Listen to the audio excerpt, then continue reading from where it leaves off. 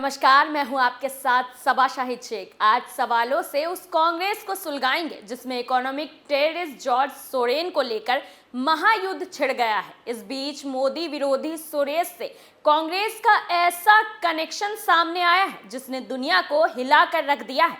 कैसे कांग्रेस सुरेश को लेकर बवाल करने पर उतर आई है, इस ट्विस्ट का धमाकेदार खुलासा करेंगे। उससे पहले सुरेश की काली करतूतें बताते हैं। दरअसल अमेरिका के अरबपति सुरेश ने पीएम मोदी को पद से हटाने की साजिश रची, उनके खिलाफ कई गंभीर बयान दिए और तो और अडानी के मामले पर भी टांग अड़ाकर मोदी को बदनाम किया। सबसे बड़ी बात तो ये है कि जैसे ही सोरेन ने मोदी के खिलाफ जहर उगला, वैसे ही टुकड़े टुकड़े गैंग, कांग्रेस, वामपंथी मीडिया सब सुरेश को चमकाने के लिए अपना कार्ड खेलने लगे। ऐसे में सबसे ज्यादा सुरेश को लेकर जो कोई खुश हुआ तो वो है कांग्रेस, लेकिन उसकी इस खुशी पर कांग्रेस के कई नेता आमने सामने आ गए। कांग्रेस की इस हालात पर तमाम सवाल सुलग रहे हैं।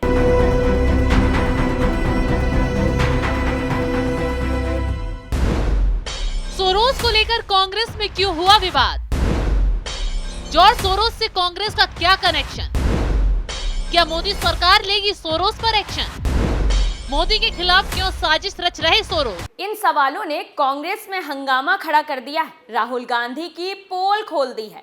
तो आगे एक धमाकेदार खुलासा करें उससे पहले सुरेश के साथ मिलकर मोदी को बदनाम करने की कोशिश कर रही कांग्रेस कैसे खुद ही टुकड़े टुकड़े हो गई, इसका खुलासा करते हैं। दरअसल पी चिदंबरम ने इशारों में सुरेश का समर्थन किया है। चिदंबरम कांग्रेस के वरिष्ठ नेता और उस G23 समूह के सदस्य हैं जो अक्सर कांग्रेस आला कमान की नीतियों पर सवाल उठाता रहा है, जिसने समय समय पर खुद ही कांग्रेस की नीतियों की पोल खोली है। ऐसे में चिदंबरम का सुरेश के बयान का इनडायरेक्ट समर्थन करना कई सवाल खड़े कर रहा है। दरअसल चिदंबरम ने सुरेश का घिनौनी टिप्पणी आने के बाद तुरंत बाद ठीक ऐसा ही बयान दिया जो सुरेश का समर्थन कर रहा था, जिसमें उन्होंने अडानी के मसले पर कहा था कि लोकतंत्र भारत में फिर से पनप रहा है। अब कहने का मतलब ये है कि पहले लोकतंत्र की हत्या हो गई।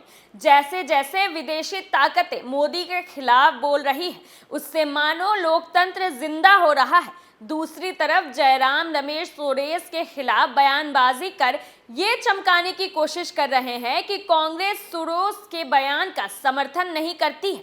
ऐसे में सुरेश के मुद्दे पर पार्टी दो फाड़ नजर आ रही है और लग रहा है कि कभी कांग्रेस में किसी मुद्दा पर एकता हो ही नहीं सकती। लेकिन एक बात साफ दिखाई दे रही है कि पर्दे के पीछे से कांग्रेस पूरा सुरेश का समर्थन कर रही है, क्योंकि बात मोदी के खिलाफ है तो मोदी विरोधी क्यों ना कांग्रेस को पसंद आएगा। सिर्फ दिखावे के लिए कुछ नेता कैमरे पर अनाप शनाप बोल रहे हैं, सुरेश का खुलकर समर्थन करेंगे तो कहीं के नहीं रहेंगे। ऐसे में पीछे के दरवाजे से फंडिंग और पूरा खेल चल रहा है। लेकिन इस बीच कांग्रेस का धमाकेदार सुरेश कनेक्शन भी सामने आ गया है जो कांग्रेस को बुरी तरह बेनकाब कर रहा है। जॉर्ज सोरोस की ओर से प्रधानमंत्री मोदी को निशाना बनाए जाने के बाद बीजेपी ने मामले के तार कांग्रेस से जुड़े हुए बताए हैं। बीजेपी का आरोप है कि जॉर्ज सोरोस के लोग कांग्रेस की भारत जोड़ो यात्रा में शामिल हुए थे।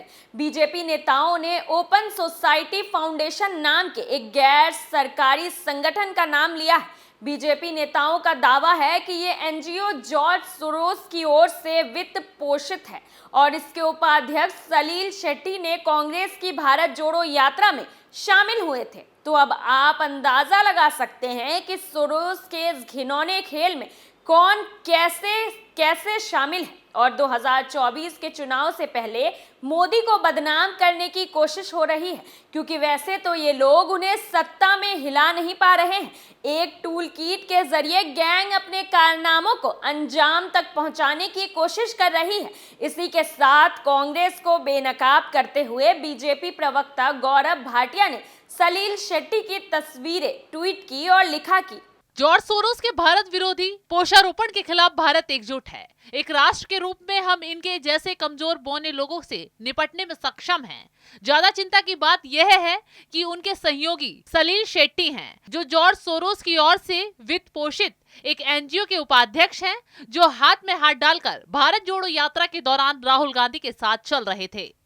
भाटिया ने राहुल गांधी को सोरोस की कठपुतली के रूप में दिखाया है, जिसमें उनकी कमान जॉर्ज सोरोस के हाथ में दिख रही है और कैप्शन में लिखा है, ये रिश्ता क्या कहलाता है। ये सवाल सिर्फ बीजेपी ही नहीं बल्कि जनता भी कांग्रेस से पूछ रही है कि आखिर उसका सोरोस से क्या रिश्ता है।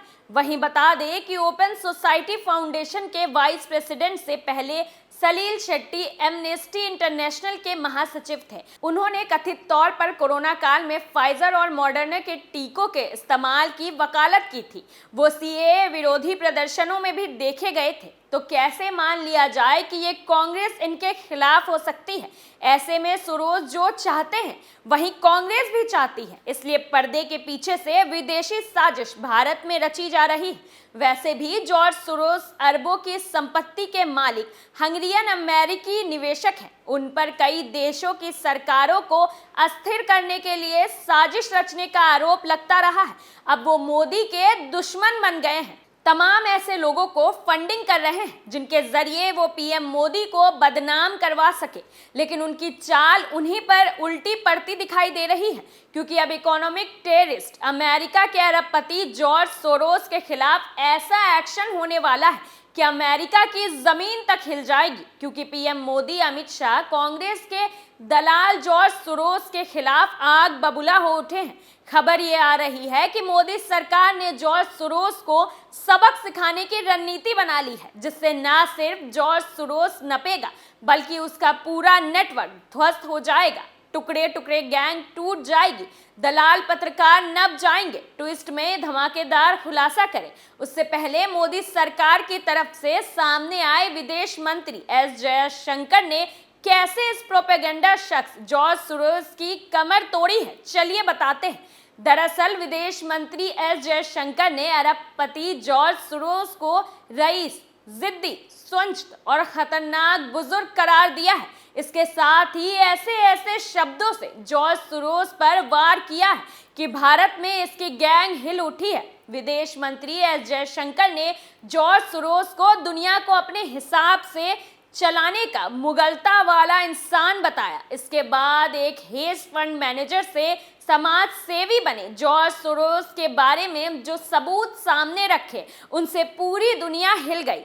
भारतीय एजेंसियों से मिली तथ्यों की जानकारी के मुताबिक जॉर्ज सोरोस का भारत की मौजूदा सरकार में अस्थिरता लाने के लिए कोशिश करना कोई नई बात नहीं है, लेकिन जो खुलासे अब हुए हैं वो बेहद ही चौंकाने वाले हैं। उसमें साफ साफ कहा गया है कि किसान आंदोलन के वक्त भी सोरोस ने मोदी विरोधी बॉलीवुड गैंग को फंडिंग की थी ताकि मोदी सरकार के खिलाफ ट्वीट करवाए जा सके। इसी के साथ खुलासा ये हुआ है कि देश में अस्थिरता फैलाने के मंसूबे से खालिस्तानी आंदोलनों को फंडिंग भी सोरोस और उनसे जुड़े संस्थानों के जरिए की जा रही है। तो देखा आपने कैसे सोरोस भारत के खिलाफ जहर से कम नहीं है। अब जल्द ही भारत में इसका दी एंड होने वाला है। सुलगता सवाल में आज के लिए इतना ही। नए मुद्दे के साथ फिर पेश होंगे, तब तक के लिए देखते रहिए कैपिटल टीवी। नमस्कार।